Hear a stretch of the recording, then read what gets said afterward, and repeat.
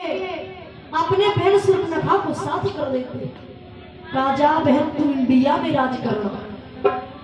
सुर्पनखा खरदूषण के साथ इंडिया जाती है, जय हो, और डेरा डालती है जाकर के मद्रास में। यही तलाश में निकल पड़ती है, यही खोज में निकल पड़ती है कि कौन ऐसा वीर पुरुष मिले जो मेरे भाई रावण से बदला ले। खोजते खोजते ढूंढते ढूंढते भेटा को जाते हैं प्रभु रामचंद्र जी। सुर्पनखा तुरंत कह बैठती है प्रभु राम जी से। क्या कह बैठती है? तुम सब पुरुष नमो सब नारी, तुम सब पुरुष नमो सब नारी, तुम सब पुरुष नमो सब नारी, तुम सब पुरुष नमो सब नारी, यही सतयुग विधि रचाई, यही सतयुग विधि रचाई।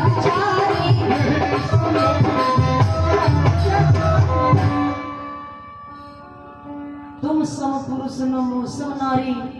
कहा राम मुझसे शादी कर लो।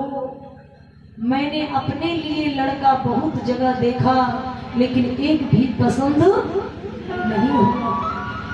एक तुम ही पसंद, एक तुम ही हो जो कुछ कुछ पसंद आ रहे हो। भगवान राम जी चौपाई को पकड़ लेते। कहा वाह, अगर पसंद भी आया तो कुछ कुछ यानी 16 आना नहीं। अरे प्लीज, तुम कह रही हो कि तुम सब पुरुष न मौसम नारी। तुझे तो ये कहना चाहिए कि तुम सब पुरुष न मौसम कुमारी, तेरी हो नारी। इसका मतलब है कि तू शादीशुदा वाली। जय हो।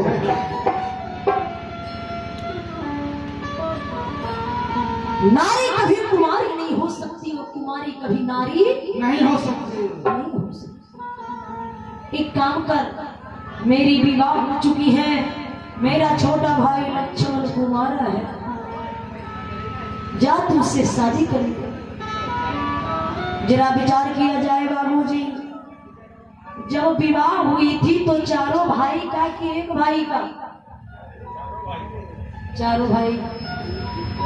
फिर राम जी ये क्यों कह रहे हैं कि मेरा लक्ष्मण कुमार है? लक्ष्मण जी शादी का कुंवारा तो नहीं थे, क्योंकि विवाह तो चारों भैया का हुआ था। किस चीज का कुंवारा थे लक्ष्मण जी? जो व्यक्ति पाप के रास्ते पर चलता था, जो व्यक्ति अधर्म के रास्ते पर चलता था, वैसे व्यक्ति को लक्ष्मण जी मार देते थे। इसलिए उनका नाम रखा गया कुमारा। सिर्फ लिखा जाती लक्ष्मण जी के पास, कहा मुझसे शादी कर लो। लक्ष्मण जी कहते आओ। कहा सुनो, दिव्या सोनम की तरफ से प्रभु के दरबार में 101 रुपए दान में दिए हैं। जय श्री राधे।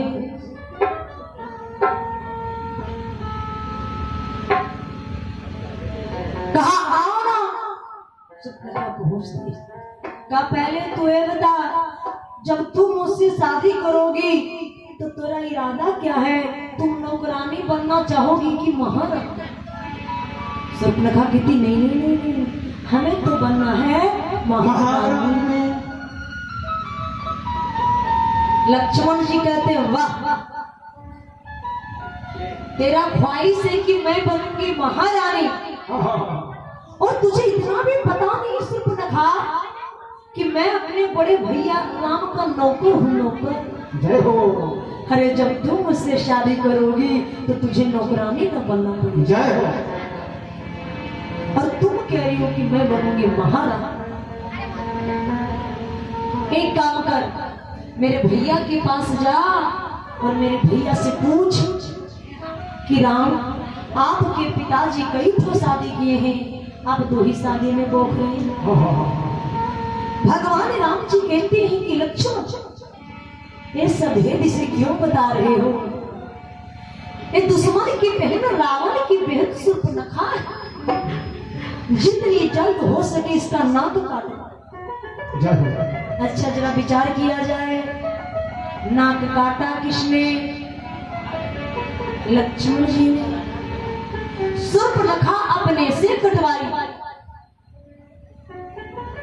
कैसे कटवाई?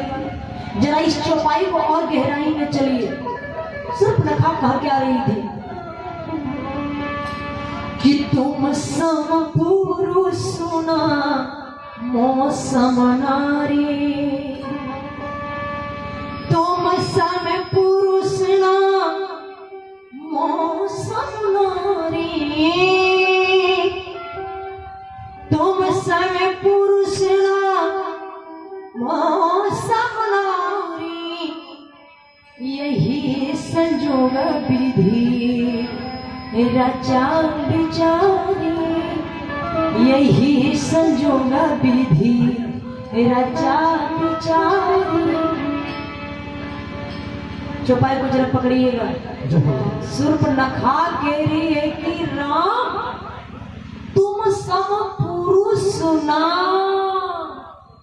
ये थोड़ी कह रही कि मुझसे शादी कर लो, बल्कि कह रही राम, तुम सम पुरुष सुना मौसम नारी। राम, पुरुष में एक तुम ही हो जो अयोध्या से कसम खा करके चले हो कि मैं रावण को मारूंगा, और नारी में मैं ही हूँ जो लंका से कसम खा करके चली हो कि भैया रावण में आपको मरवाऊंगी। तो आपके जैसा पुरुष नहीं और मेरी जैसी नारी नहीं। विचार किया जाए। ऐ राम, ऐ लक्ष्मण, एक काम कर, जितनी जल्द हो सके मेरी नाक काट ले। इसी अवस्था में मैं अपने भैया रावण के पास चली जाऊंगी। अगर मेरे भैया रावण देखेंगे तो मुझसे जरूर पूछेंगे, जानते हो राम मैं क्या कहूंगी? भैया, 2 राजकुमार आया है जिसने मेरा नाक काट लिया, और ये भी धिक्कार दिया है कि भेज देना अपने बड़े भैया राम को, जरा मैं चेहरा देखना चाहता हूँ। जानते हो राम, अगर मैं इस तरह बोलूंगी ना तो मेरे लंकेश रावण भैया क्रोध में आकर के लंका में जितना राक्षस होगा सबों को लड़ाई करने के लिए भेज डालेंगे। राम, मैं बारी बारी से भेजते जाऊंगी, आप दोनों भाई इधर मैदान साफ करते जाएंगे। जय हो। ठीक लक्ष्मण जी नाक काटे शूर्पणखा के कहने पर अब लंका चली जाती है। रावण का नजर पड़ता है, कहा बहना, मेरे रहते हुए तेरा ऐसा हाल किया किसने? शूर्पणखा कहती भैया रावण, तो राजकुमार है जिसने मेरा नाक काट लिया, और ये भी धिक्कार दिया है कि कैसा तुम्हारा भैया रावण ने भेज देना, उसका मैं चेहरा देखना चाहता हूं। रावण को क्रोध आ जाता है, मेरे रहते हुए ऐसा किसने कहा? लंका के अंदर जितना राक्षस था सबों को रावण बुलाता है। सुनो, कौन राजकुमार है जिसने मेरी बहन का नाक काट डाला? जा दोनों भाई को मार करके, जिसका नाम राक्षस उसका काम कैसा होना चाहिए।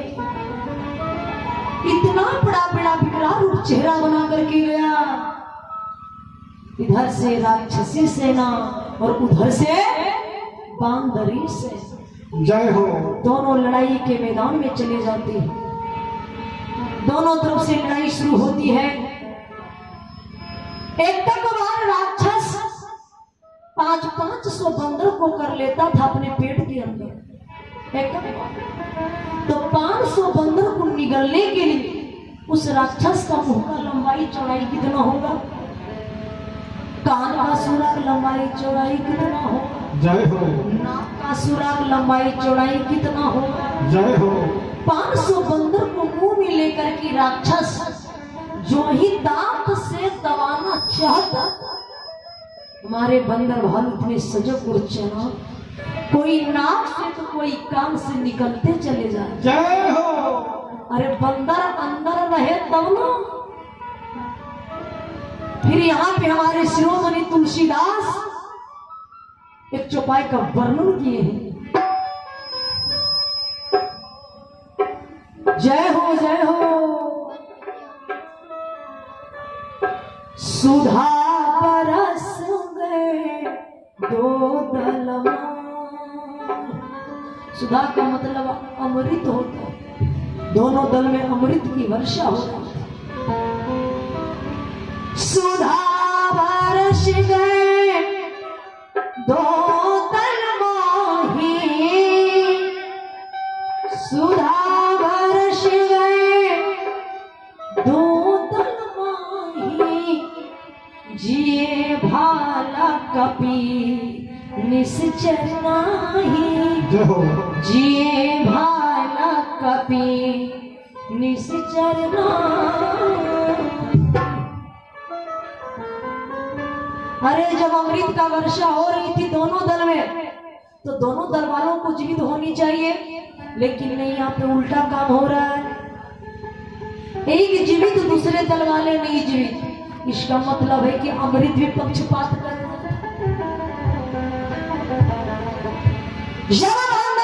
राक्षस लोग अपने भाल कतार तलवार से जब बंदर भालू को मारता था, तो बंदर भालू गिरते कैसे थे? चित की बात क्या कहते हुए? हारा हारा हारा। अमृत का वर्षा मुंह में होता, बंदर भालू उठकर खड़े हो जाते थे, और बंदर भालू अपने गदा से जो ही मारते थे, तो राक्षस लोग गिरता कैसे था? पीठ के भाग।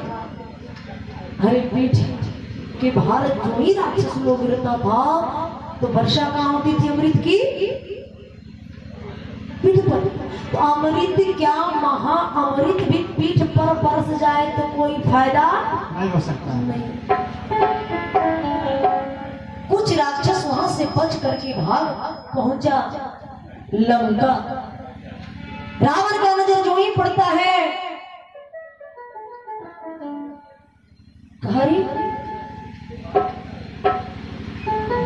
दोनों भाई को मार डाला। कहा, हे लंकेश, मारने की बातें तो छोड़ दीजिए, उस दल में ऐसे ऐसे भूत हैं जिसको एक गदा लगा देता है वो उठवे नहीं करता। वहीं